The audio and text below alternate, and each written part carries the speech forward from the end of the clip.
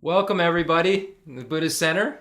Here we are, Thursday night. I hope everybody had a great week so far. I hope everybody's mind was virtuous. And if it was not virtuous, that you recognized it and did something about it. You know, our mind, as sentient beings with the afflictions that we have and this grasping at things incorrectly that we have, we're going to have hard times come up in our mind. And it's when the hard times come up in our mind, or when we start to, have negative emotions arise, that it's a time to see, whether our Dharma practice is really effective. We firmly, as it says, in the Geshe Langri Tamba's text, the 8 verses for training the mind, as soon as a disturbing emotion arises endangering myself and others, I will firmly face and avert it. So this is really a gauge that we can use during our week to see, is the Dharma practice that we're doing effective? Is this really changing my mind? Am I able to apply an antidote when things come up in my mind, or do I let them spin out of control and have inappropriate kind of mental conduct and make them bigger and make them bigger and make them bigger, and turn it into a state of anxiety and frustration, and then maybe even depression? Is that happening? Or am I able to, because I've paid attention to my mind for 1 year or 2 years or 5 years or 10 years or 20 years or going on 30 years, am I able to utilize the tools of the Dharma to try to make sure that I'm not leaving seeds in my mind to make it happen more and more and more in my future lives? Am I habituating myself with these negative emotions? And am I acting out and reacting when I'm angry or frustrated in a way, or frustrated at someone? Am I yelling at them, as they're making me frustrated, and creating the only thing that could make another yelling at me person who could make me angry come back in the future? So we use the Dharma to gauge whether or not we're succeeding in our attempt to create our own reality, to create our next steps in cyclic existence, and then hopefully out of cyclic existence. And when we say out of cyclic existence, hopefully it is in the state of Buddhahood, in the Mahayana vehicle. And we're so fortunate that Khenso Geshe Wandak really blessed us with these teachings that were so complete, that show us exactly how to apply antidotes as they arise, and how to shape our future, whether it's high status or certain goodness. And certain goodness, hopefully, as I said, is the certain goodness of Buddhahood. So before we get started, let's get into a posture that will help us to calm our minds down, get into a more reasonable place before the teaching begins sometimes, and when we're even coming into the teaching. I know I have a lot of things on my mind, and I know that, throughout the course of the day, a lot of things happened. Today, the electricity wasn't working, so we spent the day chasing why electricity's not working in one room, but other rooms around for a long period of time. So, if that's what's going on in my mind, and I'm trying to discuss the Dharma, it's not going to really be very clear. It's going to be quite fragmented, and it's going to be influenced by my own kind of crazy mind that, can at any moment in time spin out of control if I'm not paying attention to it. So hopefully we can get our minds into a more realistic place, a nice even place, a place from which we can generate, good intentions, and hopefully create a facsimile of this mind that aspires to enlightenment, where we want to become a Buddha for the sake of all sentient beings, to achieve that enlightenment that we hear about, and Khenso Geshe Wandak taught us about so much through teaching verbally, and then just being who he was, and being able to witness a true Bodhisattva who held the view, and what kind of being we could become by seeing his example. So Let's get into the 7-point Vairocana posture. We've gotten into this many, many times before, so we don't need to go into the explanation of it. So one most important thing is make sure that your back is straight. And it's said that when we get into this posture, I know I've said this a million times, but it allows our mind to have the most clarity. It allows our, channels and winds and our blood to flow just, in the best way it possibly can. In this body that we have, and if we can get that to support our mental disposition, because we know that the mind rides on the subtle winds. So if everything is flowing the way that it should, then when we tell our minds exactly what to do, our physical kind of makeup isn't going to be an obstacle to that. We won't find that there's, that's enough. So let's get into the 7-point Vairocana posture. And we're going to begin, as we always do, by breathing in and out through our nose and counting the breath.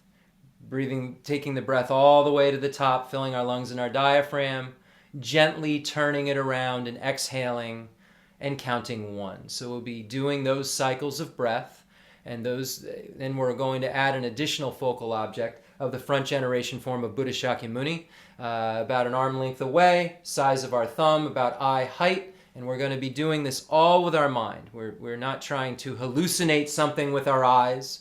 We're trying to have our mind focused on this being that's so wonderful. Again, about an arm length away, size of our thumb, about eye height, and it should be a static image. And anybody who's new, Buddha Shakyamuni is right behind my head, with His Holiness the Dalai Lama right under him.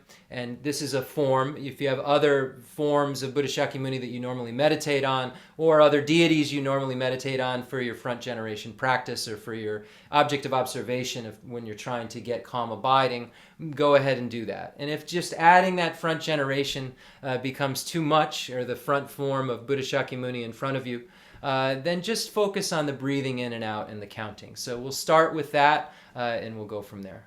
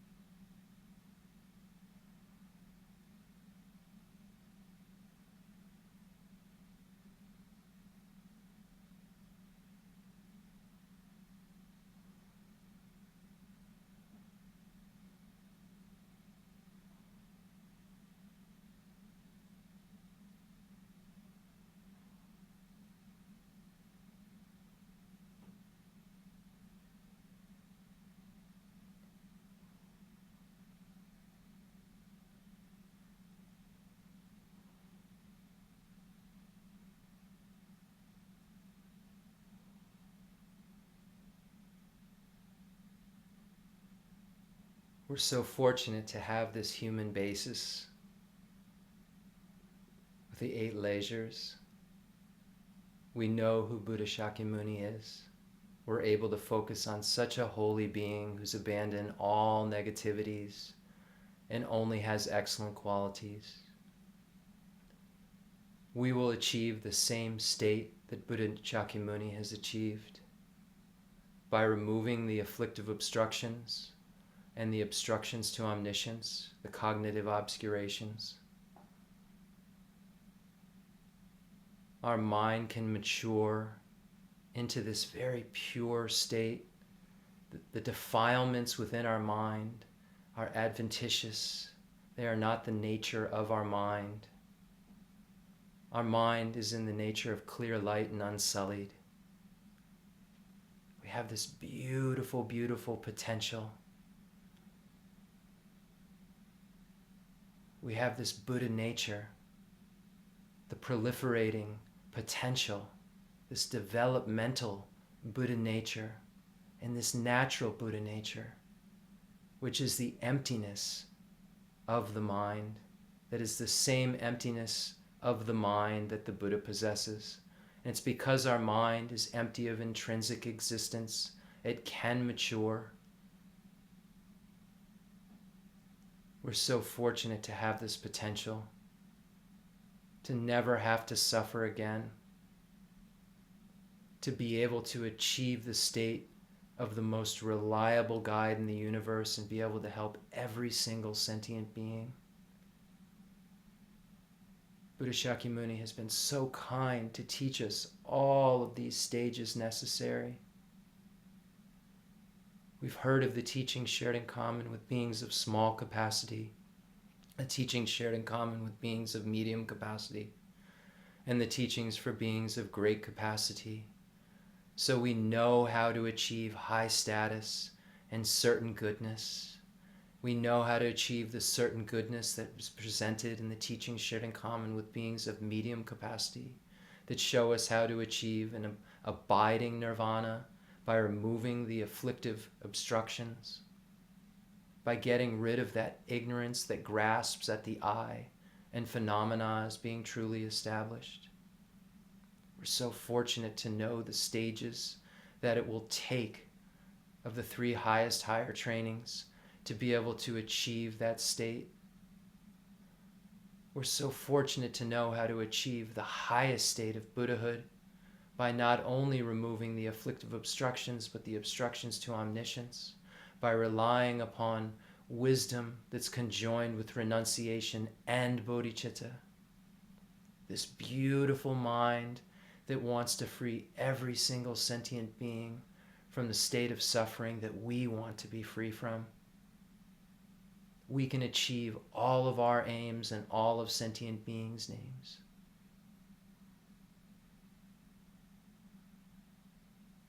We set our motivation with the highest motivation of wanting to become a Buddha for the sake of all sentient beings. And that's why we're here tonight. Settle for nothing less than perfect wisdom, perfect compassion, perfect skillful means, perfect power. Settle for nothing less than the path that leads to that state of reliability. And here we are tonight hearing the Mahayana Dharma because of the kindness of all of the lineages of teachers that have passed down these precious teachings to us.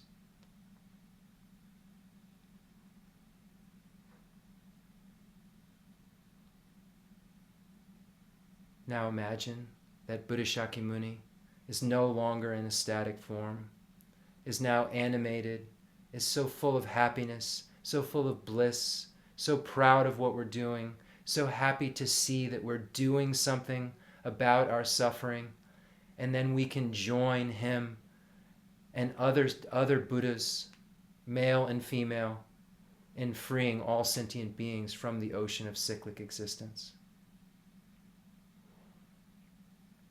Imagine that from this very animated, happy kind of state you see Buddha Shakyamuni in, that suddenly there's an explosion that takes place, and now you see the entire merit field in the space in front of you. All the gurus, Buddhas, and Bodhisattvas are there. Imagining that you see Khenser Geshe Wandak smiling. We remember him, how close he was to us, how kind he was to us. His Holiness the Dalai Lama, how kind he is to all sentient beings. How he spreads the Dharma throughout the whole world in order to free sentient beings from suffering and bring them to a state of complete bliss. Imagining beings that are so holy in the space in front of you. Imagining Geshe Lobsang Gompo and Demalocha Rinpoche, Lama Zopa Rinpoche. Imagining Ani Tupten children and Geshe Mala Tenzin Ladran and Geshe Dorje Damdu and Umzala Geshe Aga. Imagining Jeffrey Hopkins and all of these holy beings who've had such a profound effect on our minds, who've shined the light on the Dharma and made it so clear for us to know how to practice, how to transform our minds. Imagining them all there in the space in front of you. Imagine the extensive deeds lineage. Those holy teachings that we've heard so much about on grounds and paths, the teachings on logic and reasoning and ethical behavior, the 7-point cause and effect for realizing the mind that aspires to enlightenment that Rinpoche taught us over and over and over again. Couldn't have been taught to us without this extensive deeds lineage, passed down from Buddha Shakyamuni to Lord Maitreya, and Master Asanga, and Basu Bandhu, and Dharmakirti, and Dignaga, and Vimuktasena, and Haribhadra, and Gunaprabha, and Shakyaprabha, and Lama Tsongkhapa, Lord Atisha. Lama Tsongkhapa and Lord Atisha being in both the profound view and extensive deeds lineage. Lama Tsongkhapa particularly in terms of teaching Bodhicitta to Lord Atisha. We're so blessed that this is our family of lineage. These are the beings who will have affected our minds so much and will continue to affect our minds until we're transformed into reliable guides ourselves. And we can do this because we have Buddha nature, because our mind is not naturally sullied. Our mind can transform into reliable guides, just as Buddha Shakyamuni did, according to Dignaga. Imagining all those holy beings in the space in front of you. Imagining the beings of the profound view lineage passed down from Buddha Shakyamuni to Manjushri and Nagarjuna and Aryadeva and Shantideva and Chandrakirti and Baba Vega and Chandrashita. Imagining Kamalashila, all of these holy beings in the space in front of you. These beings who were so kind to shine the light on the Madhyamika view and the exchanging self with others view. We're so fortunate. Because when we take that view of emptiness, that's that pure view of emptiness, that final ultimate view of emptiness of the middle way consequence school that Nagarjuna was so kind to show us, so kind to bring back into our world. And masters like Aryadeva and Chandrakirti and Shantideva clarifying it so much and showing us that when we conjoin this wisdom of emptiness with renunciation and bodhicitta, and the bodhicitta that we learn in the extensive deeds lineage of the 7-point cause and effect, and the profound view lineage of equalizing and exchanging self with others, we can be free. We can have fearlessness and infinite happiness or bliss.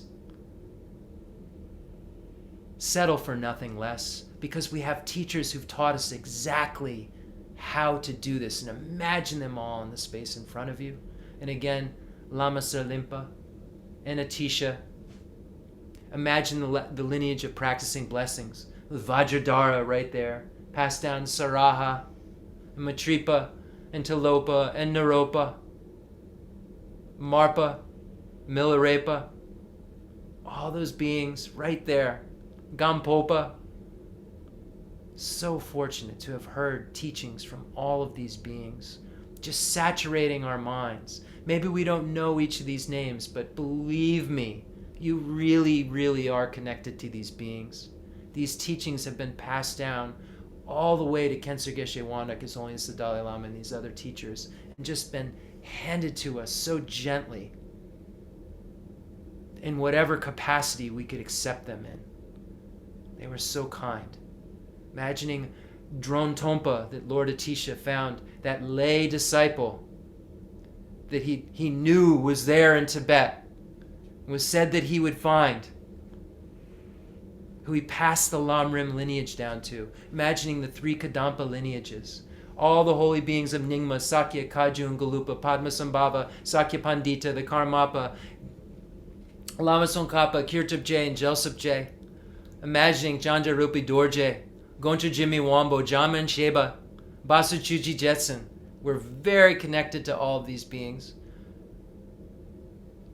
Rinpoche taught us so well.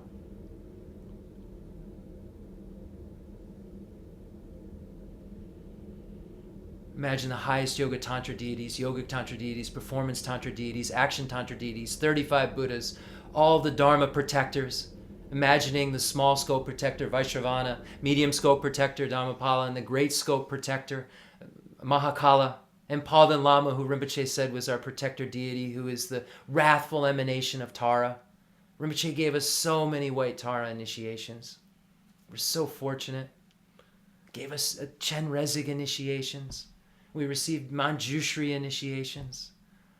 The 3 wrathful protector deity initiations, Vajrapani, Harigriva, and Garuda. Imagining that holy being right there in the space in front of us, and all the other beings. We're so fortunate. Now, as we said, we will settle for nothing less than fearlessness and bliss, the Mahayana practice, and we know that in order to become Buddhas, we have to cherish others more than ourselves. And right now, some of you may be, but I'm not a bodhisattva. So I can only do what I can do in a contrived way at times. So one thing that I can do is imagine that I take all sentient beings by the hands, or however I can grab them, and bring them all here so that they can hear the teachings too. Imagining that all the suffering that they're experiencing and all the distraction that they're experiencing, just like we calmed our minds down before the teaching began, imagine that their minds are calmed down and that their sufferings are calmed down and that the miseries that they're experiencing are just for maybe an hour and a half, removed, so that they can truly hear these teachings, so that they can too have fearlessness and infinite happiness. All the hell beings, hungry ghost animals, humans, demigods, and gods, imagining you bring them all here to hear this holy teaching that we're so blessed to know about.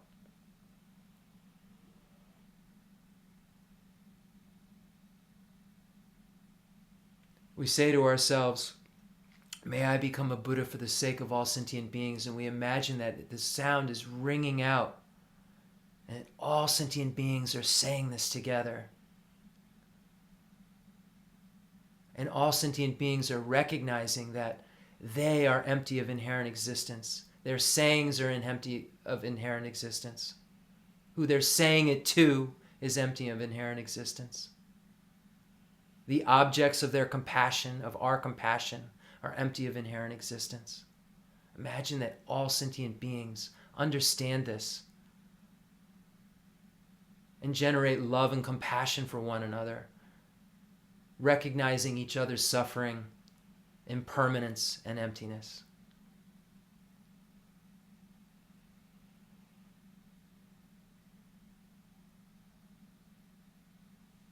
Now we'll recite the Heart Sutra.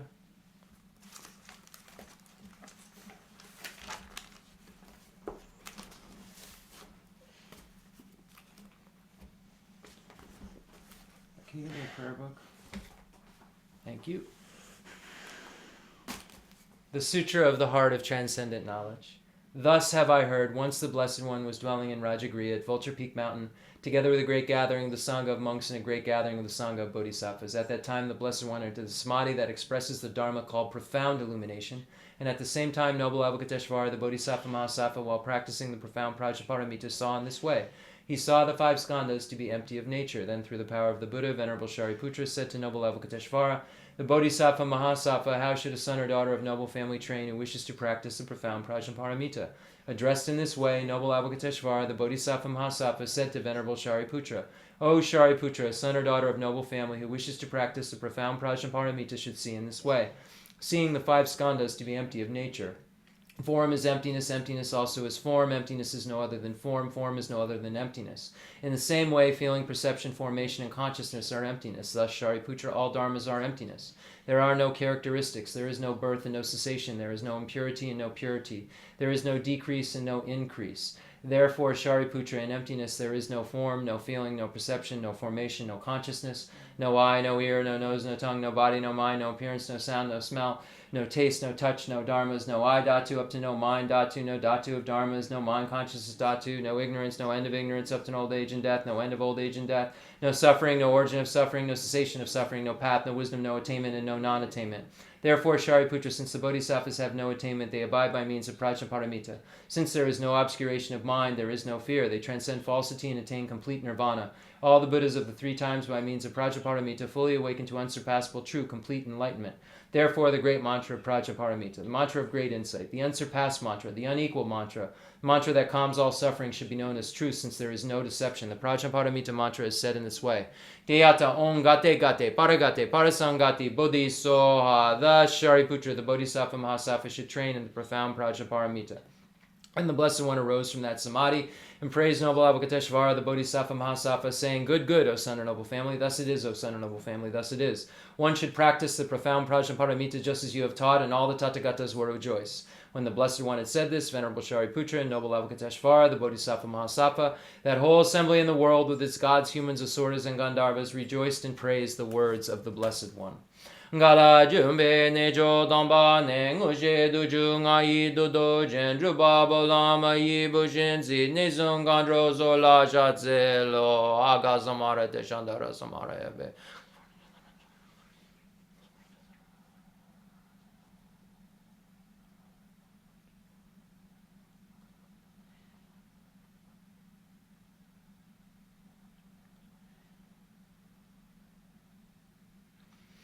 Aga samara te shandara samara be ti ato on gate gate paragate parasangate bodhizo papa gonju zanji kai dembe doji she lobo doji mebo doji shewa doji dragi baji metu beijing danjing sharing gorie zo ngerin donja je jo shewa da medo no beijing dan de wa da tumba donjin bon zon zon joji daji de jan den da de le jo.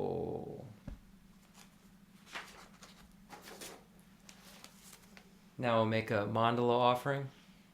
That perfect, perfect universe, that beautiful universe we're offering to all the gurus, Buddhas, and Bodhisattvas right there. Just imagining the space in front of you, right there. Not 100 million miles away, just right here, right there in the room with you, smiling down on you and so happy. These beings we're so connected to, that we know the teachings of. All those holy beings. The fundamental ground is scented with incense and strewn with flowers, adorned with Mount Meru, the 4 continents, the sun, and the moon. I imagine this is a Buddha land and offer it. May all sentient beings enjoy this pure realm. Holy Lamas high, wrap the sky of your Dharma bodies in massive clouds of knowledge and love, and let them pour upon the earth of your disciples as we are ready to shower of rain the teachings deep and wide.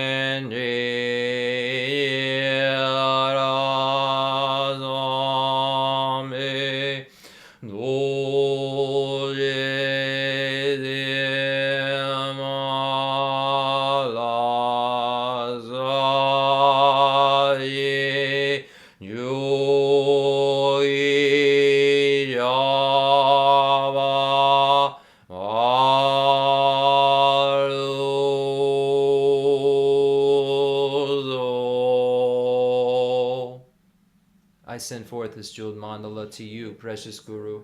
Idam Guru Rana Mandala Gam Niratayami. I take refuge until I am enlightened in the Buddhas, the Dharma, and the Sangha. Through the merit I create by teaching the Dharma, may I attain Buddhahood for the sake of all sentient beings. I take refuge until I am enlightened in the Buddhas, the Dharma, and the Sangha. Through the merit I create by teaching the Dharma, may I attain Buddhahood for the sake of all sentient beings. I take refuge until I am enlightened in the Buddhas, the Dharma, and the Sangha. Through the merit I create by teaching the Dharma, may I attain Buddhahood for the sake of all sentient beings. Sanye jadan zaye janan la janju badu danye jazuji dagi juje ji bezonanji trola benje zanye drubar jo zanye jadan zaye janan la janju badu danye jazuji dagi juje ji bezonanji Droga benje zanye drubar jo zanye jodan zye janala janju badu danye jazuji dagi juje ji bezonanji drola benje zanye drubar jo.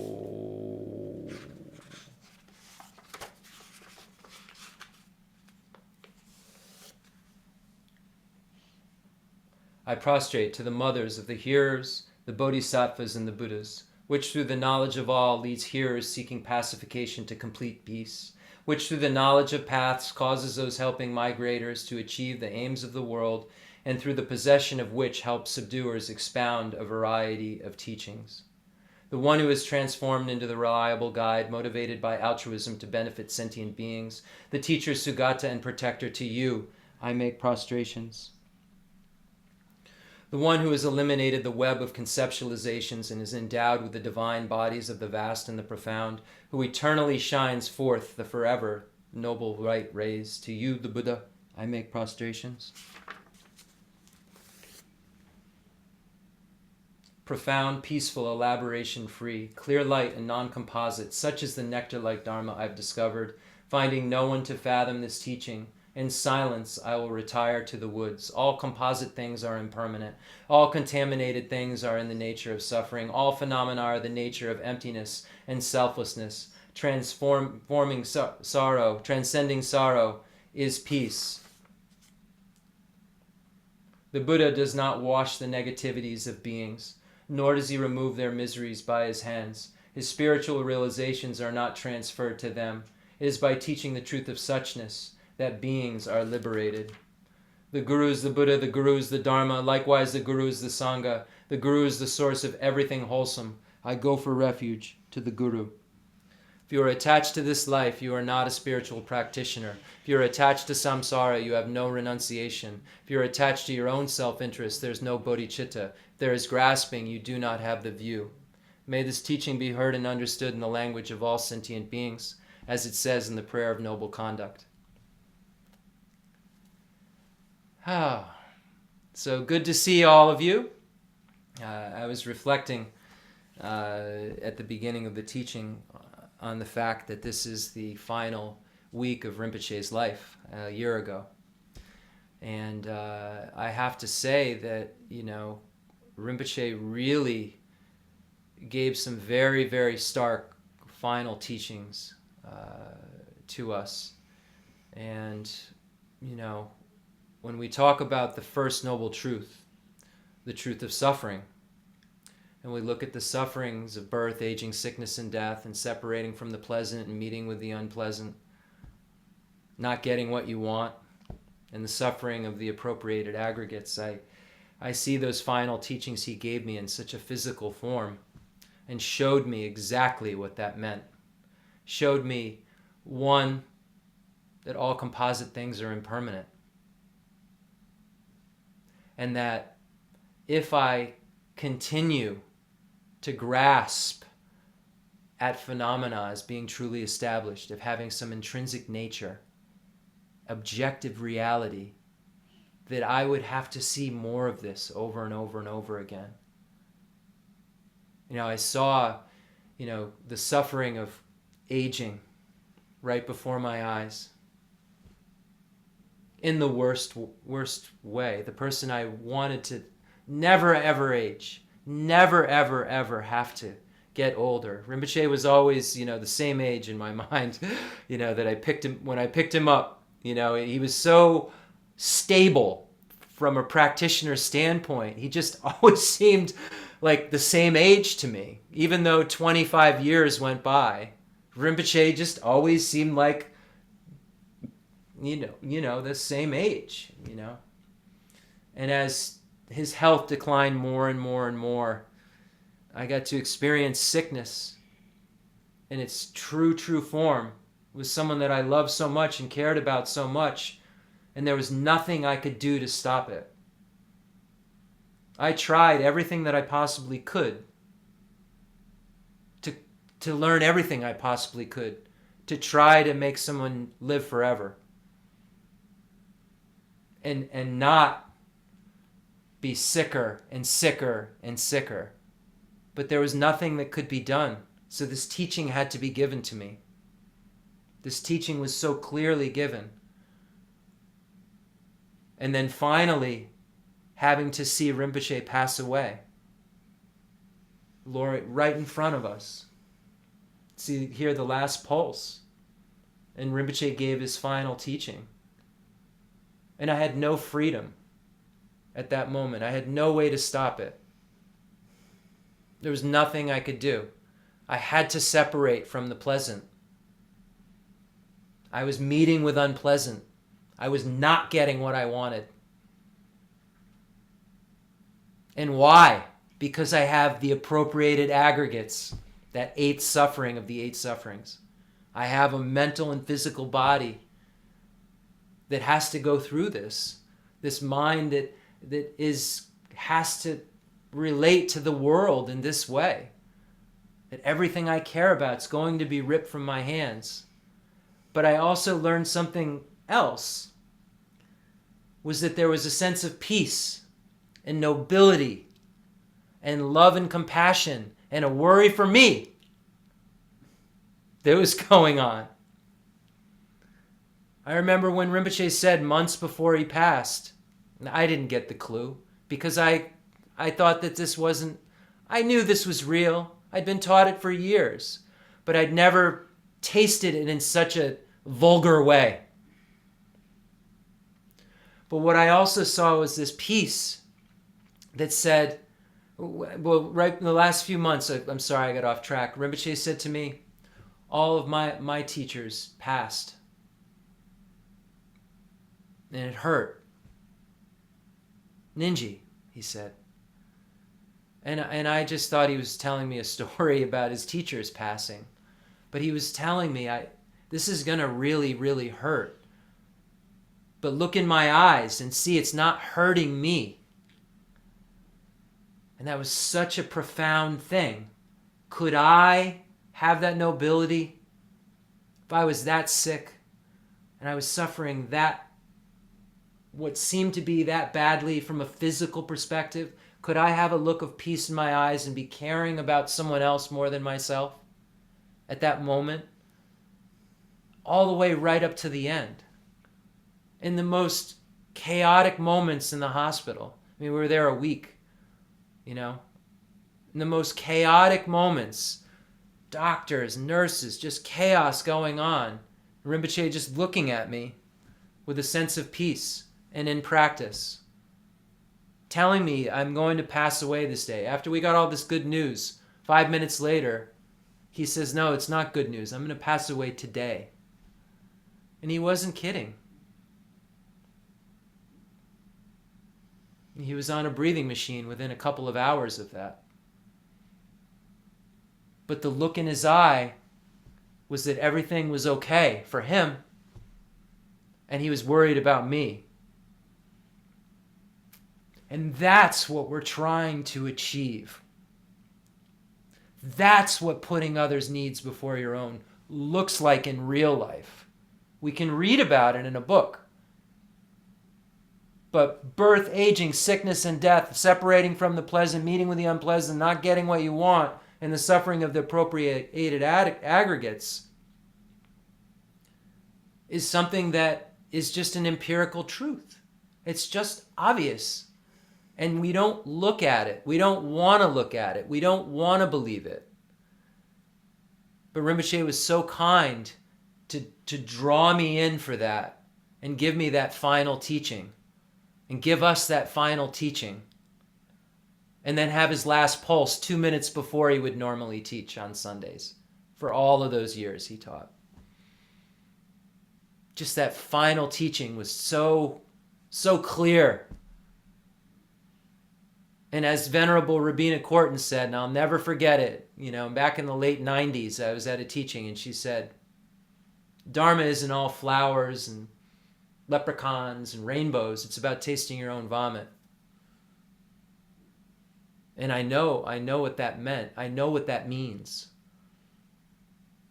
And it was so kind of Rinpoche to care so much about us and to hang on for so long just to make sure that this Lam Rim tradition carried on, was secure, the teachings were continuing. And I feel so blessed to be able to have given, almost 100 teachings, since Rinpoche passed. Between the different applications and so forth. I feel so blessed to have information to talk about. The other day someone was saying to me that we can never forget Rinpoche. How could I ever, what kind of ridiculous statement is that? I wake up every morning between 4 and 5 okay, it's time to practice, Jeff. Because I watched a Bodhisattva in front of my eyes day and night do what a Bodhisattva does. And it looks so different from what I could do. And I want that. I want that freedom. Because I knew I didn't have the freedom to make any of that stop. But I saw that he was free. Had a sense of freedom that I couldn't understand in my little mind, other than because I'd heard of things in books. And I saw the freedom that we can all have in Rinpoche's eyes. And I saw just how lightly he was able to take the most intense amounts of stress.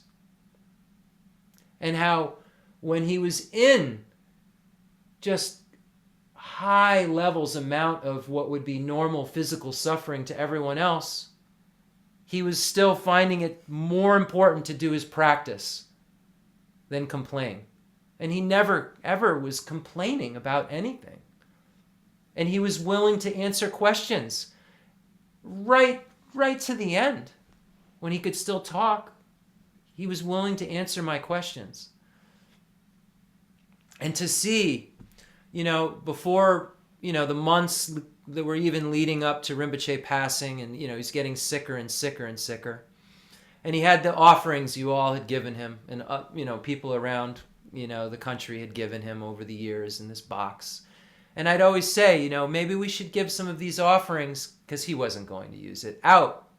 And he had already said to me, later, maybe we could do this or that. But he would always say to me, well, we need to save this money because just in case we all go to Tibet or we all go to India, we're going to need this cash. It's going to be expensive, 3 of us and plane tickets. And he was still talking like that. Right up till the end, until the last hours of his life, when he said, okay, now give it all away.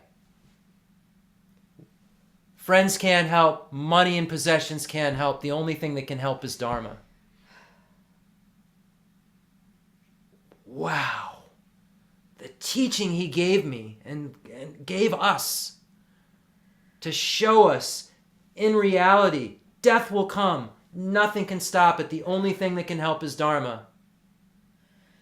He wanted to take care of us and make sure that we could take a trip. And when that was no longer possible, he knew, okay, this money is not mine. It was on loan. So kind. And then to see the good that money did. Just to see the amazing things that we were able to do. And how many people were blessed because of that act of a bodhisattva. Just saying, okay, I'm going to die today now. You can now give this all away. I can't believe we were able to experience such a real thing. right there was such a holy being. Such a holy being with just that look in his eyes of, it's okay, I'm okay. I hope you're okay. That's what he just looked at me at all times like. So fortunate we got to do the Kala Chakra fire puja. And then he out of nowhere called me into the room and said, we have to do this retreat that I was in no way prepared to do. And I said, when? He said, starting right now. I had no pre-step for that. He just called me in the room and said, we're starting it right now. And then we read for hours and hours from right then this generation stage text. And I didn't know what the word, I don't have the tantric vocabulary, but he wouldn't let me stop. I'd stop reading a word and he'd stop. He wouldn't let me. I read every word with him. We were sweating. It was so hot. We didn't have the air conditioning that Labsang Dunyuk brought us. Thank you so much for doing that. It was so kind, you and Melinda, to make sure that we, we're cool. And he brought one, then he brought another one, and then another one. And it was so kind. And we were sweating and sweating. And I was thinking, when is this going to end? Because I didn't know how long it was. It was just a stack of becha there. And it was hours and hours and hours. And, I feel so blessed. And then now he said, go, do hundreds of thousands of mantras. Good luck. So kind, though, for me to not even see that any kind of potential or like have any kind of self-esteem that would say I could do this retreat. But he had this faith and he knew it's exactly what was needed to lift some obstacle, to have something removed. And I can't say I realized anything profound except it changed me quite a bit. It allowed me to concentrate better after getting through that whole process. And he was so kind to be able to give me instructions during that period of time that I just feel so blessed. So blessed. And all of the White Tara initiations he gave all of us. And Rinpoche and I were actually in the middle of a White Tara retreat when he passed. Death will come and nothing can stop it. We're in the middle of the long life retreat, a long life White Tara retreat. More teachings from Rinpoche. You can recite mantras, but realize that you better know the Four Noble Truths, kid. Because if the Four Noble Truths aren't the basis, and emptiness isn't the basis, and Bodhicitta isn't the basis, who knows what's next? No matter how many of these things you recite. He was so kind to just show me over and over and over again that this is the superior truth of suffering, this is the superior truth of origin, this is the superior truth of cessation, and this is the superior truth of path. These are the 5 paths: the path of accumulation, the path of preparation, path of seeing, the path of meditation, the path of no more learning, and all of those 5 paths are empty of intrinsic existence. So blessed that he taught us this. The emptiness of action, agent, and object. Things aren't arisen from self, other, a combination of both, or causeless.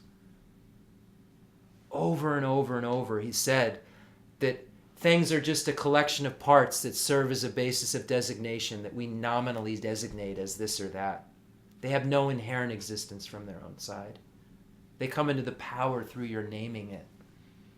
So blessed to be able to work with this concept and start to see how my imprints were projecting this reality that seemed so real, but over and over and over again, he showed us that it wasn't, through syllogisms and through reasoning, through all these levels of understanding. Selflessness of person, selflessness of phenomena, all phenomena. So blessed.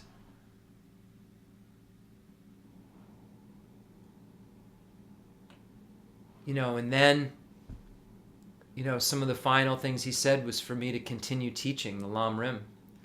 And, we saw for a year or so him sitting, watching, and we know how well he knew English. And he, started stepping back more and more and more and more and just saying, you teach now. No, you teach it.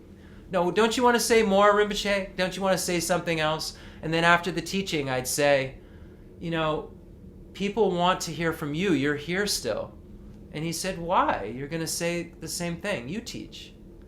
So kind to have this confidence that I didn't have in myself.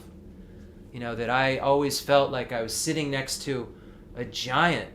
And Rinpoche showed me so clearly, I can't do this for you. I can tell you, but you have to do this for yourself. You have to mature your mind. I can't wash away your problems just like the Buddha can't. I can't give you my realizations just like the Buddha can't. But I can show you how I got them. I can show you how to die like that. I can show you the path to be able to have that kind of composure and to be able to help all sentient beings and to be able to take a knucklehead and unknuckle them, head them a little. Rinpoche showed me so clearly that process. Like he was operating on me. Like a careful surgeon.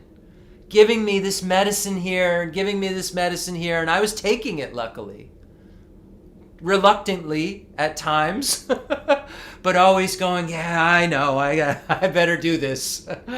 Always knowing that. Because he was so kind to just stand there and not move. Not be willing to move no matter what, because of his love and compassion he had. And I watched him with that love and compassion for so many beings, and the acceptance that he had for so many beings. I realized it the first year or so that he was here, when he was, walking around Main Street all of the time and going here and going there. And because I was living in town, I'd drive by and I'd double take. I'd see Rinpoche sitting on a park bench with people with bags of, alcohol, in a bag.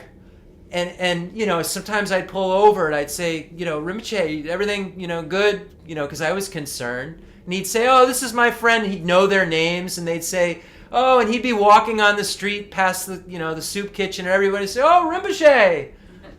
And so incredibly non-biased, because he had practiced what we read about. He had integrated these teachings into his mind. He had made his mind Bodhicitta. And that's so different. And I saw it. And it was just so lovely to be able to see a being who was the abbot of the Dalai Lama's monastery, could be going anywhere, sitting on the highest thrones in the world. Yet he was willing to sit on a park bench with beings that society had written off. Beings that society had said, oh, we don't like people like you. And Rinpoche said, I love people like you because you're people. And I love people. I love sentient beings. You're a sentient being. I feel so blessed to have had such a close connection to someone like that showed such a clear example of this text that we're going over right now. The Source of All My Good by Lama Tsongkhapa.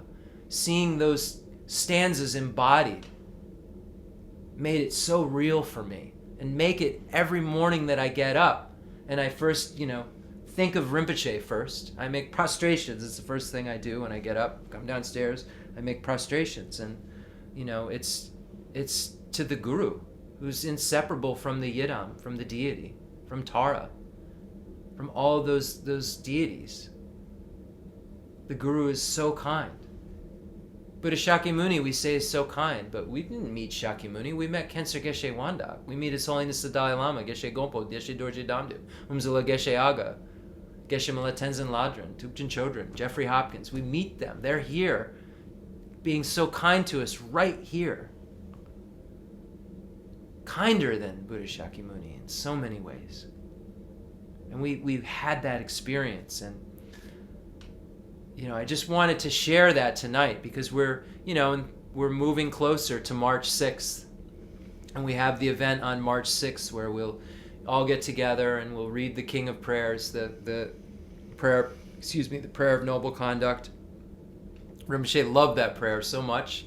And he, at the end of his life, it wasn't a prayer that, the first part of it where the 7 limbs are, we had in the Chenrezig Center prayer book, and we read that. But it wasn't a prayer that I read the whole thing of, really. And Rinpoche just said, this is a prayer we're going to start doing. And, we would recite it with him, and it would always be funny because I would get frustrated sometimes with Lorinda's, singing. And Rinpoche and I developed a joke that she was the great reincarnation of the singer, we would say in Tibetan. She was the Yansik, the great singer Yansik. And Rinpoche would just smile and look at me as I was getting, frustrated and say, "You fool, what are you doing?" and just laugh. And then, I remember him, towards the end, banging on his table with his scratching stick. And I'd come running down and he'd say, "Time to do the prayer of noble conduct." So this is why we're reciting that prayer. We're going to start the ceremony on Monday night with that because he really loved it so much.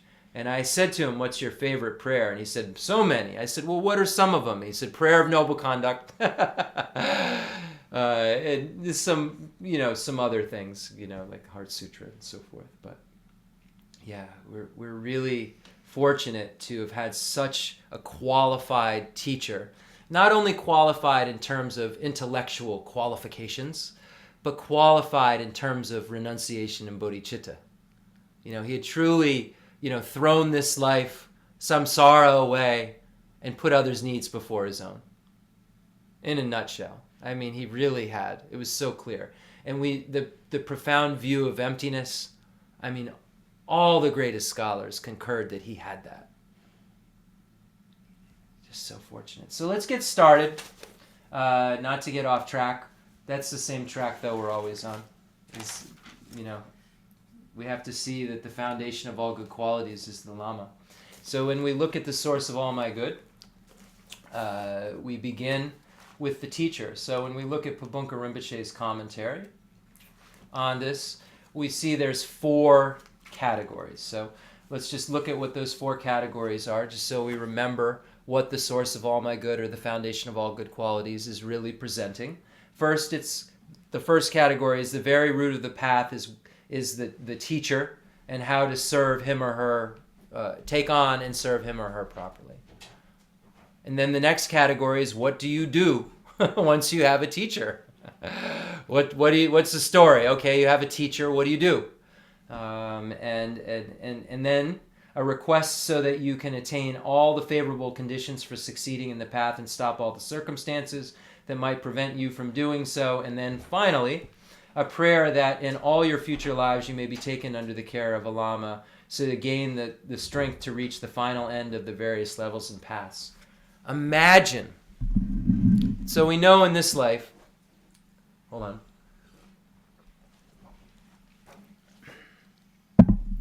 Imagine in this life if we hadn't met with Khenser Geshe Wandak. Imagine, yes, Kala. Kala was Rinpoche's dog, as we say, because Suma was his protector dog, but Rinpoche suddenly said, we need to get a chidru. We need to get a little puppy, a little dog, maybe 2. We have 3 already. I don't know. That doesn't really make logical sense. He kept saying it, and I was like, okay, we'll go do this. We'll make it happen. And it was during COVID, and it was like impossible to get puppies. So the length we went to get this puppy was very strange. It was quite expensive for the mutt. No offense, but the mutt. Oh, she looked back. What do you mean I'm not a mutt? Quite expensive puppy that we purchased in a parking lot in New York. Yeah, from someone who clearly didn't have Puppy's best interest in mind, or did, who knows, who knows, but the way that we got Kala was quite interesting, and Rinpoche was in the car, and we have a picture of, the person who sold us the puppy said, "That's a real Buddhist monk in there?" And I said, "Yeah, oh yeah." He goes, "I gotta get a picture with him. People gotta see this." So Rinpoche, there's a picture of Rinpoche with Raoul, who sold us the puppy. And then Rinpoche with Kala. And Kala was so, had scratches and losing fur, and definitely didn't look like a over $1,000 puppy. It's just absurd when I think of it.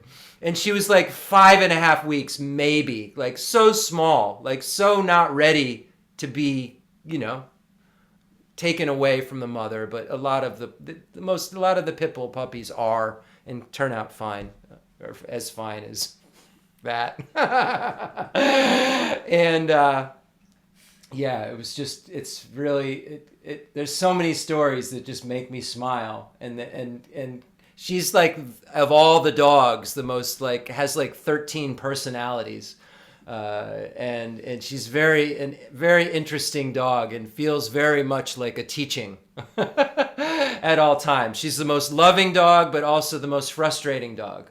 Like two polar opposites that can be, and she likes to kill things, chipmunks. So it's just this whole teaching going on about the lower realm of animals, and the Buddha nature, and the love and compassion, and it's just incredible what this dog teaches us, and that if we look at all beings, that they teach us, and we really, if we want to achieve that state we saw Rinpoche in, we have to understand what the 8 sufferings are, what the 6 sufferings are, what the 3 sufferings are. And understand that we have to know what emptiness is. Because it's the compassion that we generate for others comes from that. It comes from understanding that just like me, you have 8 sufferings. You have 6 sufferings. You have 3 sufferings. And they hurt. And they're awful. You have all those, and I know all about them because I know all about them now. And I look towards other than myself, and I say, man, it's a hard road, isn't it? It's like empathy first. It's a real hard road that we're all on. And I understand that this hard road I'm on is because I misperceive reality. You're misperceiving reality. That compassion is the compassion. That is the highest compassion. That's seeing, we look at the 3 levels of compassion and seeing sentient beings suffering sentient beings. Impermanent suffering sentient beings. Empty suffering sentient beings. So we see that, I am empty of intrinsic existence. My compassion is empty of intrinsic existence, and you are empty of intrinsic existence. The suffering that I want you to be free from is empty of intrinsic existence. And guess what? We look at the 4 attributes of the first noble truth, the truth of suffering, and we see the first one is impermanence. That this suffering is caused. It's impermanent. It has a cause. And that it's the kind of thing that once you take the cause away, it can end. There's some impermanent phenomena that doesn't end. Our consciousness doesn't end. This moment to the next moment, to the next moment, to the next moment, forever. And it can be contaminated or not contaminated, but it will go on forever. The Buddha's just happens to not be contaminated. So the nirvana, the non-abiding nirvana, began and never ends. Because consciousness doesn't end. But suffering is impermanent. It's not permanent. It's impermanent. And because of that, it can change. And suffering is suffering because it's contaminated. We have to look at the different types of suffering and see that we understand what it is. That all of the happy things in cyclic existence are actually suffering. And they will change into something awful. The suffering of separation. The greatest thing I ever knew in my life was meeting with a spiritual guide. But it transformed into a separation that I didn't want. I watched sickness I didn't want to see. And I saw, wow, everyone who has a loved one is going to experience that. One of them. One side or the other, the suffering sick person or the observer. And then I'm going to be the suffering sick person being observed. What do I want others to observe? Where do I want my mind to be? When I say others to observe, not because of reputation. You know what I mean. What do I want my state to be like? And that's what these teachings do for us. They show us that our state can be like Rinpoche's, can be like His Holiness the Dalai Lama, who cares for others so much more than himself. It's so obvious that he's willing to put his life on the line to get to a stranger in a crowd, just to, take a kata or bless a statue or, see a little kid or a baby or, stop, or somebody in a wheelchair. All stops, you better get some more Secret Service because he's going. I remember when I was in, I believe it was in maybe Massachusetts, His Holiness was walking down the aisle and I had an aisle seat, because I'm clever. I was like, how is Holiness coming in? So I had an aisle seat. I think Barbara was there. And we had someone in front of us, when it was in a wheelchair. And I remember His Holiness just beelining right over to us. And then I was hugging His Holiness and crying on his shoulder as he was, consoling this other person. And he was just looked over at me with just this sense of, I love all of you. It's not just because this person's sick. They needed this so badly, but you do too, and I know it. So I'm right here. Against the wishes of Secret Service. I'm right here. You have your hands all over me. Against the wishes of many Tibetans. The monks, his attendants, like, oh my Lord, what, And now, with COVID, you see him as he touches people. They're like quickly wiping his hands with hand sanitizer. Watch real closely what's going on. His attendants are freaking out, wiping his hands with hand sanitizer. He's doing everything he's not supposed to. And he's doing it because he cares so much about everyone. And he puts their needs before his own as a display of the Bodhisattva of compassion. Just a beautiful display of that. And if we could display that, we could have that sense of contentment that he has. That absolute contentment, where he says he gets up in the morning and does 4 hours of practice to recharge his batteries. What? Just to recharge my batteries. It's just like what I do, 4 hours. I just sit and do practice and, 10% this and 20% that. And he goes through and he explains what his practices are. And they're very, very profound. And they're in all the traditions. He does some Nyingma practices, some Sakya practices, Kagyu practices, Mahamudra. And he does, just completely non-sectarian, and doing the because all of those practices are pure at their pure point.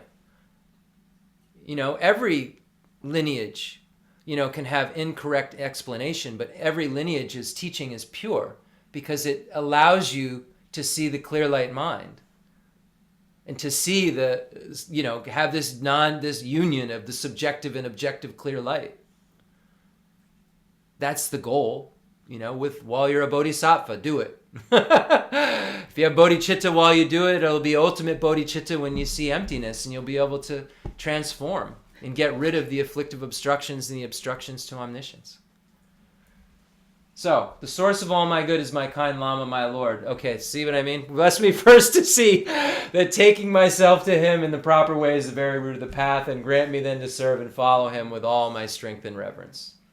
Bless me first to realize that this excellent life of leisure I found just this once is ever so hard to find and ever so valuable. Grant me then to wish and never stop to wish that I could take its essence night and day.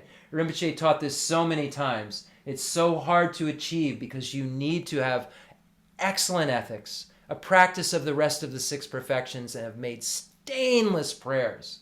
It's so hard to find because the numbers of beings in the lower realms far exceed the numbers of beings in the higher realms. Far exceed.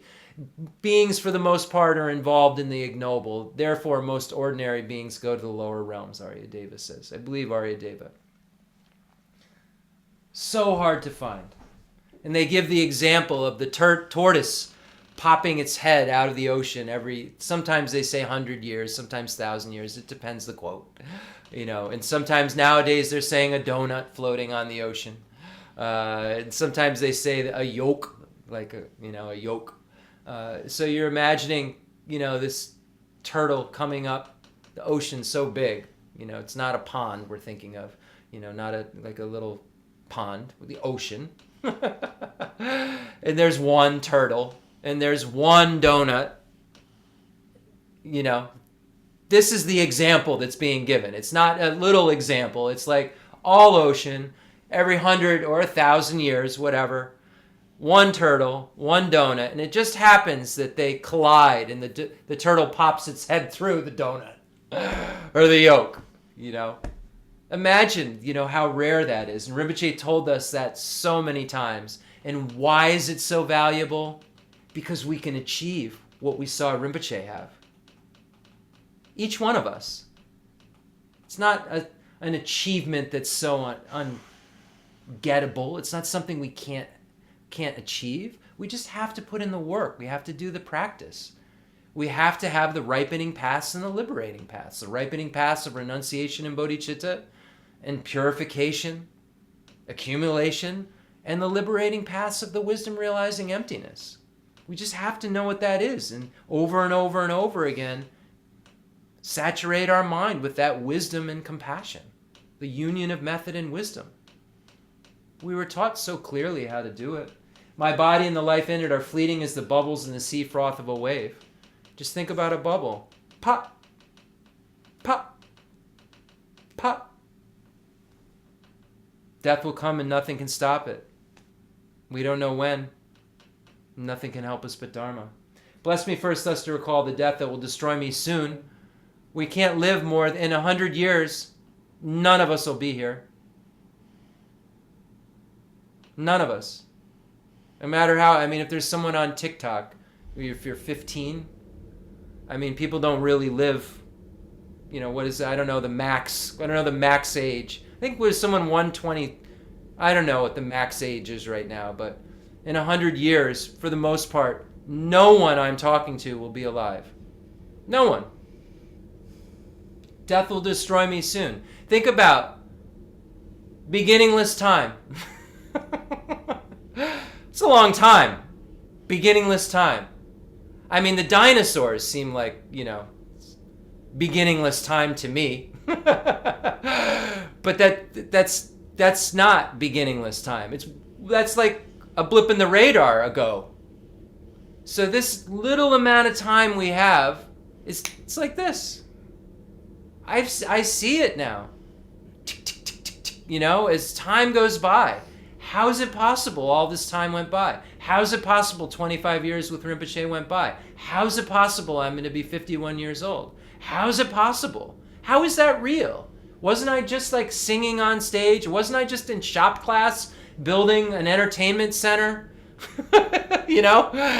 Wasn't I just dissecting a frog in middle school? Wasn't that just 5 seconds ago? Seems like it. But that amount of time that just went by, and now our days seem so long sometimes, but then they're gone. Wow, that was a long week, but it's gone. Wow.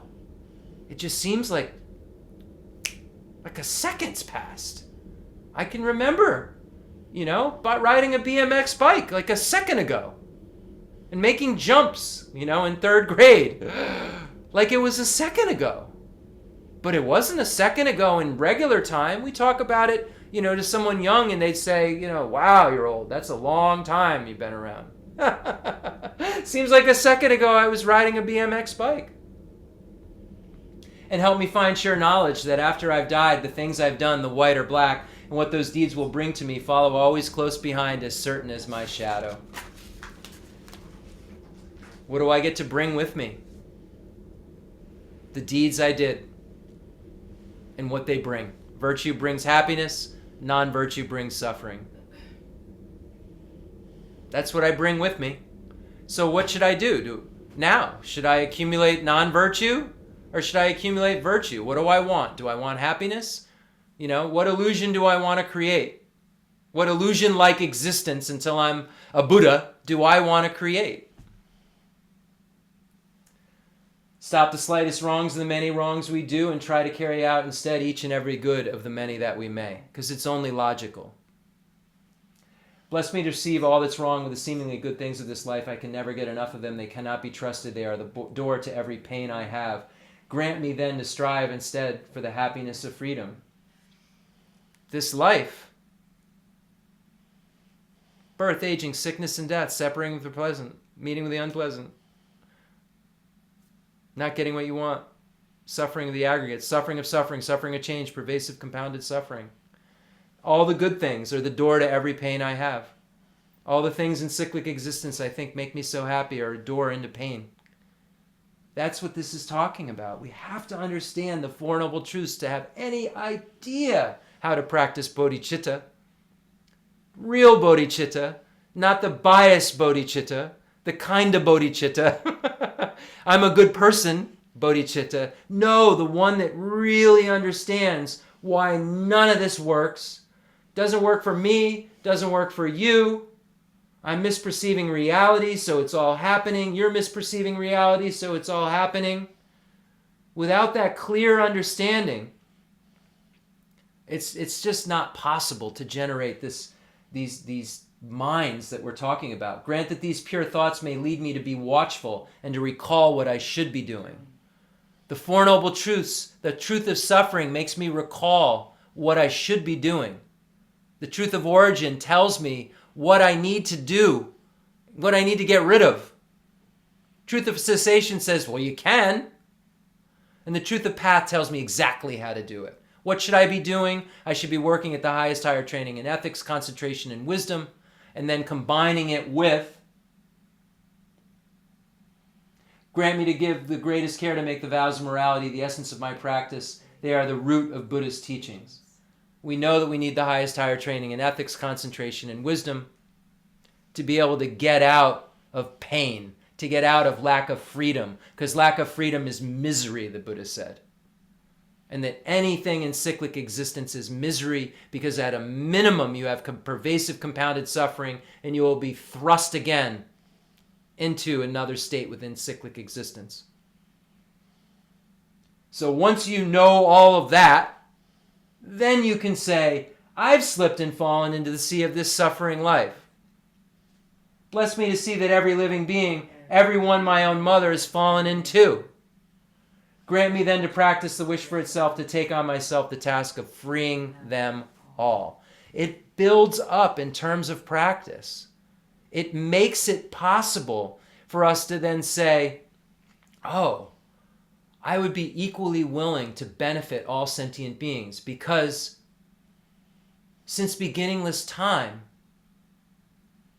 I've had all of these relationships with every sentient being imaginable. My friends now have been my enemies.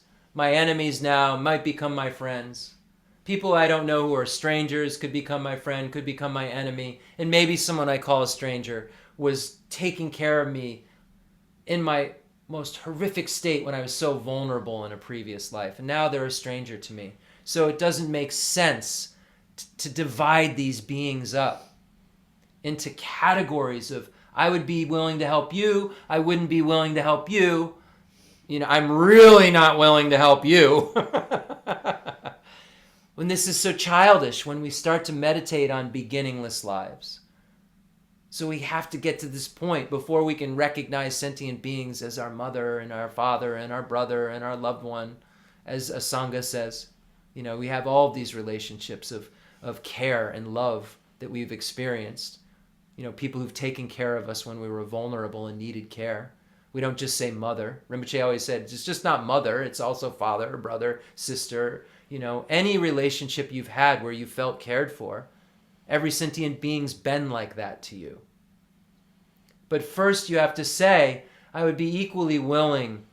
I have an open mind. I'm equally willing to benefit all of these beings. I have an open mind towards all of these beings. So then that open mind allows you to see them as beings who were so loving and caring to you, that took care of you when you were so vulnerable, so you can remember how kind they were. All of them. That's the part. It's where the non-biased attitude, that first step of equanimity, the pre-ground of the 7-point cause and effect for realizing bodhicitta passed down in the extensive deeds lineage from Buddha Shakyamuni to Maitreya and Asanga, that beautiful teaching starts with equanimity. Because if you aren't non-biased, there's no way the object of observation is going to be everyone. You may be able to say, my friends were all good to me, and maybe some strangers too. But if you can't see that your enemy took care of you when you were so vulnerable and loved you so much when you were vulnerable, then you're going to skip over them, and it won't be great compassion. You could have compassion for some, but great compassion has every being as the object. And that's the difference between the compassion in the great vehicle and the lesser vehicle. There's compassion in the lesser vehicle. There's immeasurable compassion. But there's not great compassion, because it's not for every single being that exists in the universe. And the only way that that can actually happen is if you start from a ground which that could grow from. You remember their kindness. You wish to repay their kindness. And now, because you've meditated in this pure way, you then have a love through the force of attraction. You see these beings as lovable. We say love like it's all love. May they have his happiest cause of happiness. No, you see them as lovable, and you want them so badly to have happiness in the causes of happiness. Because you want to repay their kindness, because they've cared for you so much, and you see them as so lovable. That's why it's called love through the force of attraction. You're attracted to them like a magnet because you see them as lovable. You see them as having cared for you so much. You say, may they have happiness in the causes of happiness.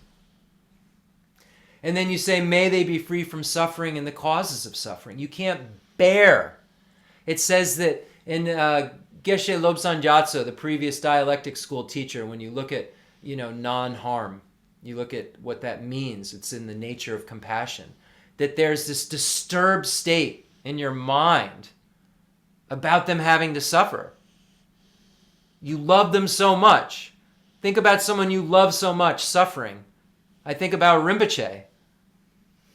Imagine like that mad scientist I turned into to try to keep Rinpoche alive 15 seconds more and to keep him from suffering. If I could have that for every being, if I could see them all as my teacher, if I could see them all as so lovable, remember that kind of kindness. Because that's what we're talking about, that real heavy mind that can't bear the suffering of others because you love them so much. Why? Because you know what they're going through and going to be going through and why they're going through it. This is where the real bodhicitta comes from. It comes from our own experience and our own realization that I have the origin of suffering. I grasp at phenomena as being truly established. I have inappropriate attention to things. I like that. I don't like that. And then afflictions arise, attachment, hatred, and ignorance. Ignorance lets me sit and think everything is as it appears. So I'm ready to be attached to it or hate it any minute. And then I create karma, contaminated karma, in relation to that misapprehension that's going on. And knowing that, yes, I have this going on, and what it's causing to have happen, 8 sufferings, 6 sufferings, 3 sufferings. You have it going on. What it's causing you to have happen, 8 sufferings, 6 sufferings, 3 sufferings. I can't bear to see that. I love you so much because I know the relationships and kindness that you've shown me. And I knew you were willing to put my needs before your own. I can't bear to see you suffer. May you be free from suffering and the causes of suffering. This is the real great compassion. And may you, everyone in the universe, and that's why it has to start with equanimity. Because it can't leave one out. You leave one sentient being out, you can't become a Buddha. Why we at the beginning of the teachings bring the hell, hungry ghost, animal, humans, demigods, gods. You can't leave anyone out. The Bodhisattvas who are just about to become enlightened that still have obstructions to omniscience. The line of demarcation between sentient being and non-sentient being is crossing over that 10th Bodhisattva ground into the resultant Buddhahood. You can't leave any beings out. The Buddha isn't. The Buddha's waking arhats up in nirvana, whatever it looks like. I asked Aga, what's he doing? How is he communicating with these arhats? Where are they? Where now they're in nirvana and they're not in samsara. How are they relating to sentient beings? And he said, can't you meditate on compassion in your room for beings without seeing them all? Can't you? Do you need to interact? And it was so profound. The Buddha is working at so many different levels that are so high. And what we would think isn't suffering, but the Buddha sees it as suffering, sees it as not complete. We have to be willing to see every being who's incomplete as having suffering in a sense. Not the kind we think of, but obstructions to omniscience. If they're even in a Hinayana nirvana. Seeing that as you haven't fulfilled your potential, or all sentient beings' potential. I have so much love and compassion for you. I have to make sure you do. I mean, we think like, oh, Kala, yeah, I want her to be, not suffer. This Kala, I want her to not suffer. But the Buddhas see anything that's not omniscience as no good, not enough, incomplete. That's the place we get to. And then we say, I'm going to take on myself this task of freeing each and every one of you. And no, we can't. And we recognize then I must become a Buddha for the sake of all sentient beings. This is how we make that mind of Bodhicitta arise. And when that mind of Bodhicitta arises, you mean it. You don't mean it for an hour. Once that arises, it's day and night only thinking about becoming a Buddha for the sake of all sentient beings. Day and night. Putting others' needs before your own, day and night. And it doesn't just arise from magic. It doesn't just happen because you're a bodhisattva. We're all bodhisattvas. You have a Buddha. You're a Buddha already. All these teachings that you hear that aren't accurate. We have to transform. Our minds can transform because they're empty of inherent existence. They're not in the nature of contaminated, of this or that. They can transform. So we say we must become Buddhas in order to fulfill our needs and all sentient beings' needs. So I think it's just about time to end. I just want to read a couple lines from Kuna Rinpoche's vast as the heavens, deep as the sea. About a year's worth of stanzas he wrote, almost like a diary on Bodhicitta. And he was His Holiness the Dalai Lama's teacher on Bodhicitta, one of them. And so I wanted to just read a few stanzas, and then we'll get out of here. I'm going to start at stanza 21, because I'm going to start at stanza 21. Supreme Bodhicitta is the wish to remove every flaw from every living being and to bring about limitless good qualities in each of them. This is outstanding even amongst the outstanding.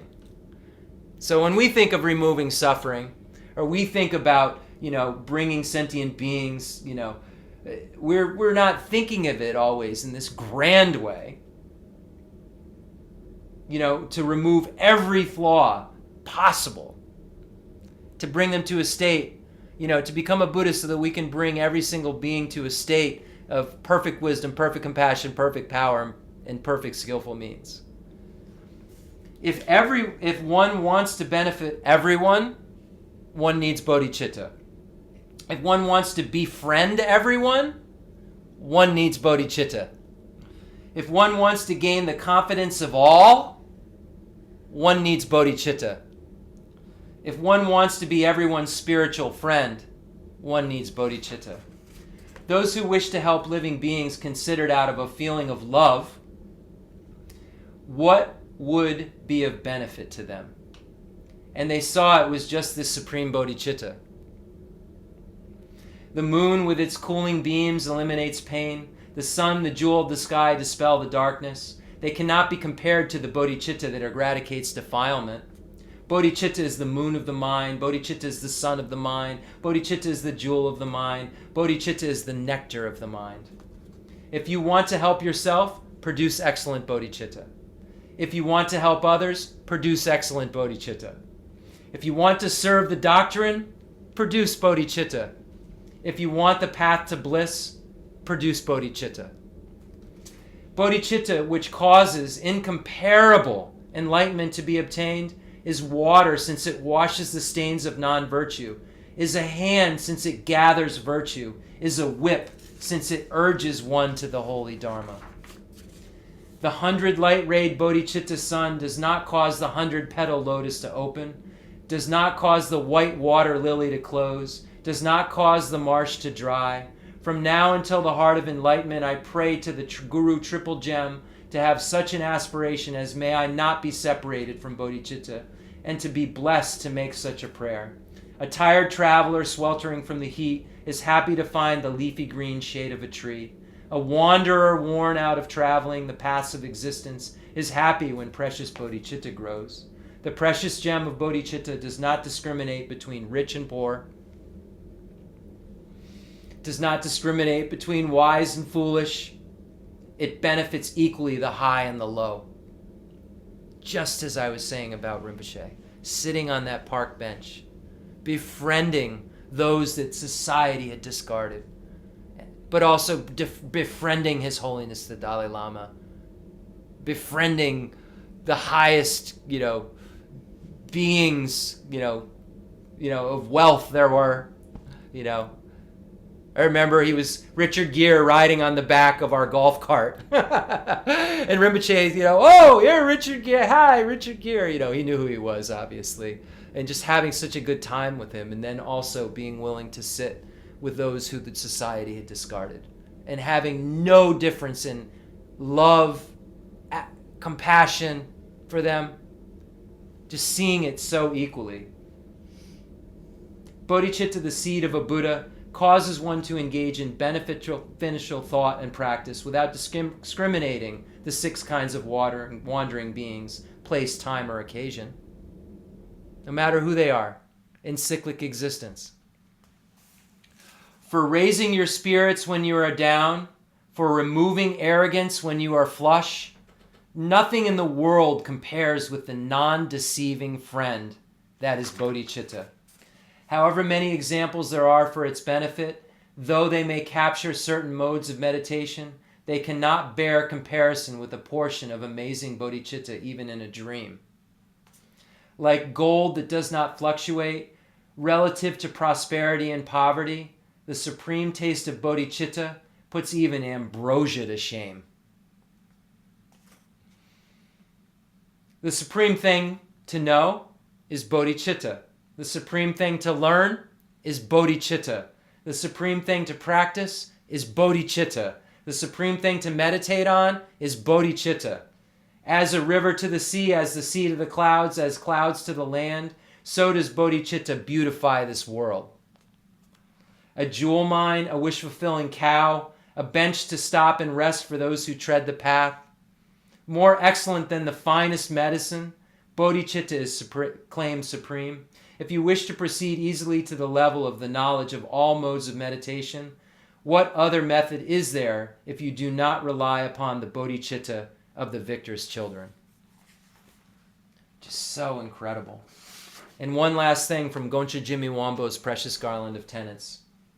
We have to also understand that bodhicitta alone isn't enough.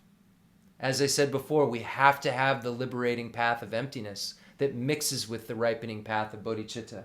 And Goncha Jimmy Wambo says, those who seek liberation from samsara from their heart, without aspiring for material gains, services, and praise for this life, should put in effort the means to experience the untainted view of selflessness.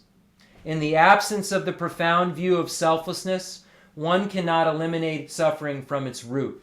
However long one may practice loving kindness, compassion, or bodhicitta, this is said by the great Tsongkhapa in the three principal aspects of the path. Although you train in renunciation and the mind of bodhicitta, without wisdom that realizes the ultimate reality, you cannot cut the root of cyclic existence. Therefore, strive to understand dependent arising. If you're attached to this life, you're not a spiritual practitioner. If you're attached to samsara, you have no renunciation. If you're attached to your own self-interest, there's no bodhicitta. If there is grasping, you do not have the view. Enthused by great compassion, you taught the immaculate Dharma to dispel all perverted views. To you, the Buddha, Gautama, I pay homage. And that's from Nagarjuna's Mulya Madhyamika Karika, the root wisdom text, the fundamental wisdom of the middle way. We're so fortunate to have heard Nagarjuna's name because of kind beings like Khensur Geshe Wandak, His Holiness the Dalai Lama, Geshe Lobsang Gompo, Geshe Dorje Damdu, Umzala Geshe Aga, Geshe Mala Tenzin Ladrin, Jeffrey Hopkins, Lama Alan Wallace, Thupten Chodron, Chado Rinpoche. We're so fortunate. I just want to say thank you so much to all the kind gurus and all those beings who are teaching the pure Dharma, who are never satisfied with little instructions, partial instructions, wanted the complete path. And because they wanted the complete path, they can hand it to us. So we must practice the complete path so we can hand it to all sentient beings. Okay, so now we'll do the concluding Mandala Offering and dedication prayer. And I want to say thank you again, everyone, for continuing to listen to the teachings that were so freely given to me with such generosity, such Dharma generosity from these great beings, and are being continuing to be being given to me. And just everybody is aware, it's the last week before the diploma course starts. You can still sign up for it. It's, I think, a whopping, 30 cents or so a class.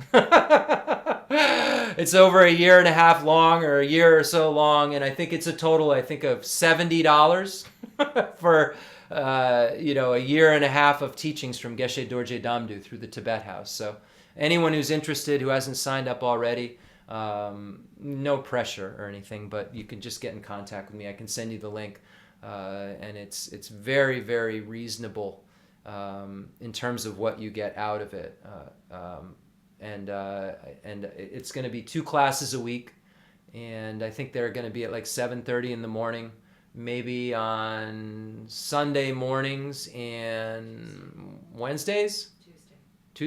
Wednesdays, I think, or Thursdays, either Wednesday or Thursday. Tuesday's the discussion group.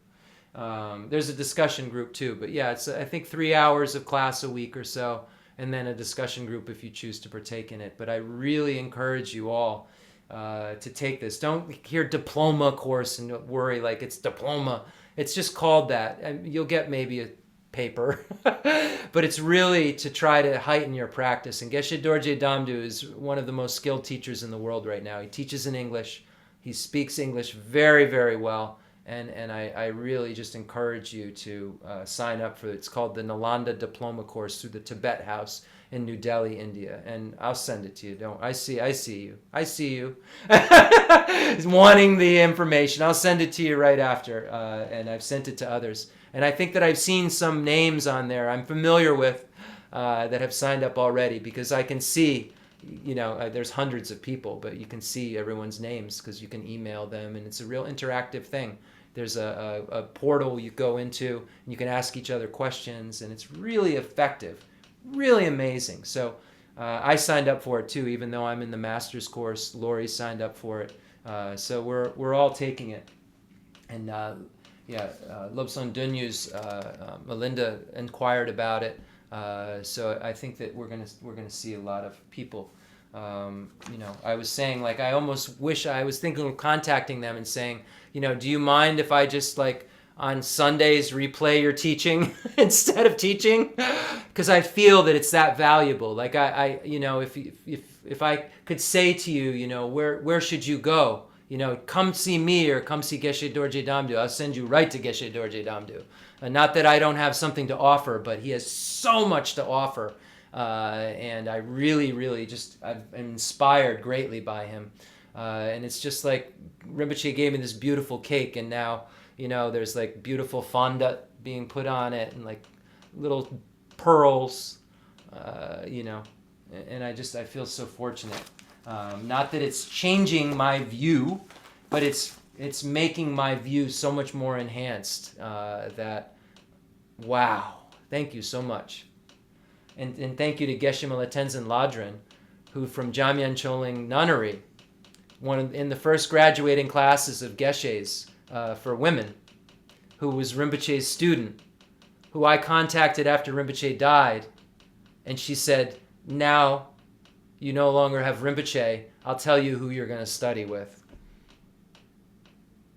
Rinpoche is always at work.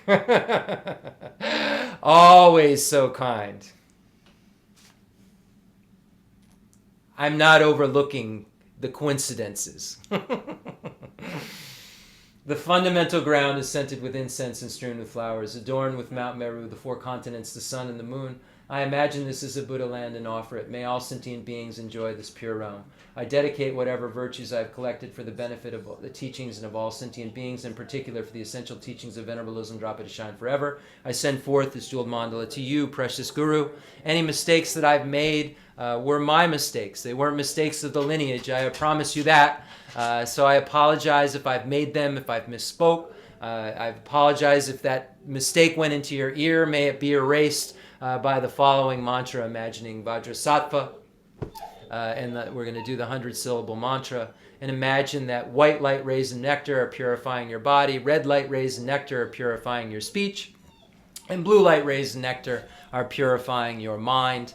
And respectively, Om, Ah, Hum, white, red, blue are going into your crown, throat, and heart in that order. Crown, Om, throat, Ah, and heart, Hum.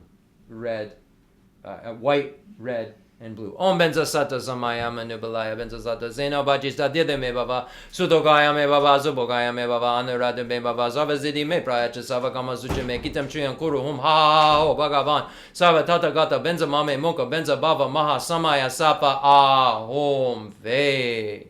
May Lama Tsongkhapa's teachings always remain. Mi me zewe tuchin genrezi dreme jembe wambo jambe andibu mali jumzi zawe da kachin gebi zujin Tsongkhapa lozandrabi jala zowa de. May we always be protected by Palden Lama. Palden Lama, Rinpoche said, is our protector deity. The wrathful emanation of Tara. She's so kind to us. So important. I did so many Palden Lama mantras in the hospital when Rinpoche was there. So many. And Jo Rama Jo Rama Jo Jo Rama Tunja Kala Raja Mo Rama Wachida Tunja Rulu Rulu Hong Jo Jo Rama Jo Rama Jo Jo Rama Tunja Kala Raja Mo Rama Chida Tunja Rulu Rulu Hong Jo Jo Rama Jo Rama Jo Jo Rama Tunja Kala Raja Mo Rama Chida Tunja Rulu Hong Jo Jo Rama Jo Rama Jo Jo Rama Tunja Kala Raja Mo Rama Chida Tunja Rulu Hong Jo Jo Rama Jo Rama Jo Jo Rama Tunja Kala Raja Mo Rama Chida Tunja Rulu Hong Jo Jo Rama Jo Rama Jo Jo Rama Tunja Kala Raja Mo Rama Chida Tunja Rulu Hong Jo Jo Rama Jo Rama Jo Jo Rama Tunja Kala Raja Mo Rama Chida Tunja Rulu Hong Jo. I dedicate all this virtue to emulate the knowledge of the hero Manjushri and likewise Samantabhadra as well. With whatever dedication is praised as supreme by all the conquerors who traverse the 3 times, I also dedicate all my roots of virtue for the sake of auspicious deeds. In that pure land surrounded by snowy mountains, you are the source of all benefit and happiness, all-powerful Avalokiteshvara. Tenzin Gyatso, may you stay until samsara's end. Gari rawe gowe jinjan dir bendan ewa malu yongwe ne jen rezi wan denzin yatso ija bezi de badu den yoji. In all our lives, may we never be separated from our kind lamas, never be separated from Khensur Geshe Wandak, whether we meet with him or her as an emanation in the normal worlds, or when we become Arya Bodhisattvas, may we meet with him or her in that beautiful enjoyment body form. And then when we become Buddhas, may we help in whatever way we need to every single sentient being achieve fearlessness and bliss.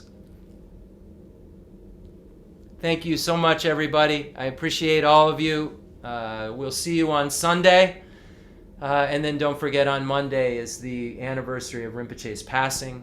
So we'll all recite the prayer of noble conduct together and share some stories. So sorry I went over a bit, but I did. 7 o'clock on Monday night. 7 this Monday coming. Hold on. I see what time.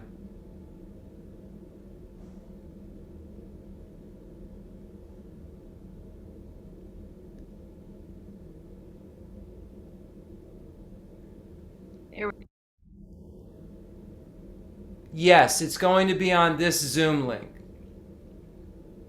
Yes, for the Sunday teaching, and then that's the normal time on Sunday at 10, which is March 5th. March 6th is the teaching for Rinpoche, Monday night. That's at 7 p.m. Monday night at 7 p.m. To 9, we say, 7 to 9.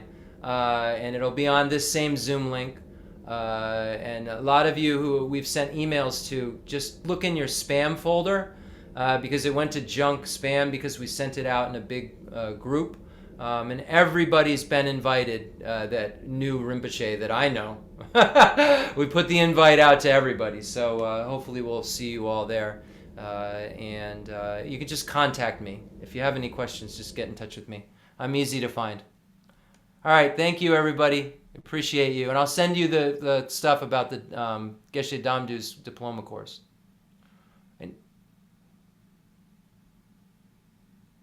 Okay.